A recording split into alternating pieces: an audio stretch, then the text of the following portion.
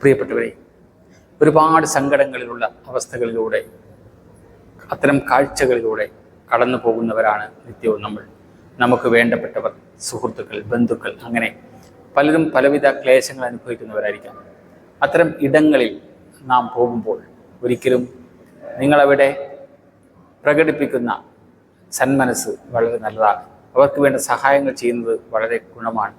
അത് മനസ്സുകൊണ്ടാവാം, ഒരു വാക്കുകൊണ്ടാവാം, എന്താണോ നിങ്ങൾക്ക് പറ്റുന്നത് അത് ചെയ്തു കൊടുക്കുക. പക്ഷേ അത്തരം സന്ദർഭങ്ങളെ നമ്മുടെ മനസ്സിലേക്കെടുത്ത് ആ ചിന്തകളിലൂടെ നമ്മൾ ജീവിക്കാൻ തുടങ്ങിയാൽ അത് നമ്മെ കൂടുതൽ ബുദ്ധിമുട്ടിലേക്ക് നയിക്കും. ആർക്കും ഒരു തരത്തിലുള്ള ദുരിതവും വരാതിരിക്കട്ടെ എന്ന് നമുക്ക് ആശിക്കാം.